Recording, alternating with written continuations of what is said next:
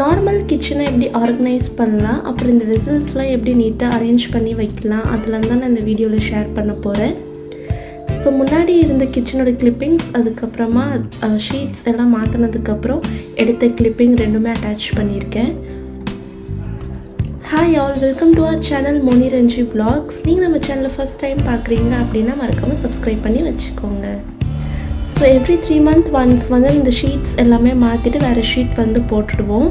அதே மாதிரி தான் வந்து வெசல்ஸ் எல்லாம் ஃபஸ்ட்டு எடுத்து வச்சுட்டு இந்த ஷீட்ஸ் எல்லாமே வந்து ரிமூவ் பண்ணி வச்சுக்கிட்டு, அதுக்கப்புறமா கீழே வந்து இந்த காக்ரோச் அண்ட் அதெல்லாம் வந்து கொஞ்சம் நிறையா இருந்தது. அதெல்லாமே வந்து இந்த மாதிரி ரூம் வச்சு எல்லாத்தையுமே ஸ்வீப் பண்ணி எடுத்துட்டேன். 3 months ஒன்ஸ் க்ளீன் பண்ணுறதுக்கே வந்து இந்த அளவுக்கு சேர்ந்து போய் இருந்தது. ஸோ ஃபஸ்ட் வந்து நான் அப்பாவை க்ளீன் பண்ண சொல்லிட்டேன். அவங்க இந்த அளவுக்கு க்ளீன் பண்ணதுக்கப்புறமா நம்ம வந்து ஒரு வெட் கிளாத் வச்சு நம்ம வைப் பண்ணி எடுக்கலாம் அப்படின்னு சொல்லிட்டு நான் வந்து லிக்விட் சோப் டைல்யூட் பண்ணி எடுத்திருக்கேன். அது கூட ஒரு ட்ரை கிளாத்தை வந்து இந்த மாதிரி ஈரம் பண்ணிவிட்டு நம்ம அப்படியே வந்து தொடச்சி எடுக்கணும்.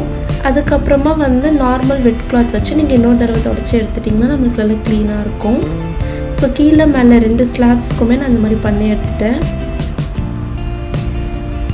அதுக்கப்புறமா நிறைய வெசல்ஸ்லாம் இருந்துச்சு, அதெல்லாம் ரொம்ப கம்மியாக தான் யூஸ் பண்ணிகிட்ருந்தோம். ஸோ அதெல்லாம் நான் அந்த மாதிரி ஒரு டப்பில் போட்டு தண்ணி பிடிச்சி வச்சுட்டேன். அது கொஞ்சம் நல்லா சோக் ஆகி இருந்ததுன்னா நம்ம ஈஸியாக ஒரு ஸ்க்ரப்பர் வச்சு ஸ்க்ரப் பண்ணி எடுத்துக்கலாம் அப்படின்னு சொல்லி. இந்த வெசல்ஸ்லாம் வந்து ரொம்ப ரேராக தான் யூஸ் பண்ணிகிட்ருந்தோம். அதனால நான் வெறும் நார்மல் ஸ்க்ரப்பர் மட்டும் வச்சு க்ளீன் பண்ணி எடுத்துட்டேன். சோப்லாம் எதுவுமே இது கூட ஆட் பண்ணலை. இப்போ எல்லா வெசல்ஸுமே வாஷ் பண்ணி எடுத்ததுக்கப்புறம் இப்படி தான் இருந்தது. இவ்வளோ வெசல்ஸ் வந்து கம்மியாக தான் யூஸ் பண்ணோம் அப்படின்னு நினைக்கும் போது கொஞ்சம் கஷ்டமாக தான் இருந்துச்சு. ஸோ நான் என்ன நினச்சேன்னா இதெல்லாமே ட்ரை பண்ணிவிட்டு எதெல்லாம் தேவையோ நல்ல கண்டிஷனில் இருக்கோ அதெல்லாம் மட்டும் வச்சுக்கிட்டு எதுலெல்லாம் இந்த ரஸ்ட்டு அதிகமாக இருக்கோ அதெல்லாம் தூக்கி போட்டுடலாம். ஏன்னா வச்சு மறுபடியுமே வேஸ்ட்டாக தான் ஆகும். அதுக்கு தான் இதெல்லாம் வெட்டாக இருக்கும் போது அப்படியே நம்ம ஸ்லாபில் வைக்க முடியாது. ஏன்னா மறுபடியும் இதில் நிறைய ரஸ்ட் வந்து ஃபார்ம் ஆகும்.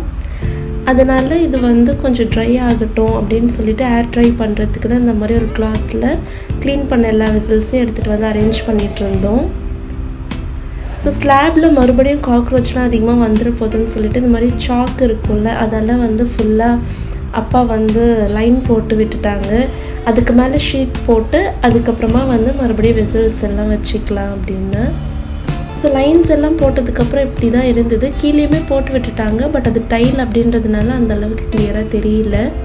அதுக்கு மேலே இந்த ஷீட் தான் வந்து போட போகிறோம். நல்லா குவாலிட்டியான ஷீட் இது.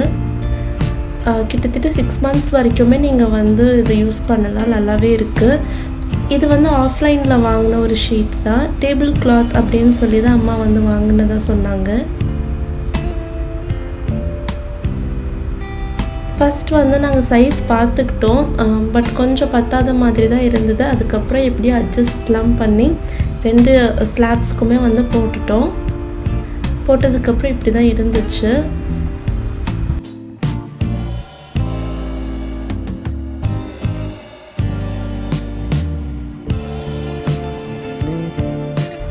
கீழே வந்து இட்லி பாத்திரம், கடாய், ப்ரெஷர் குக்கர் அந்த மாதிரி பெரிய வெசல்ஸ் எல்லாமே ஸ்டோர் பண்ணி வச்சுக்கிட்டோம்.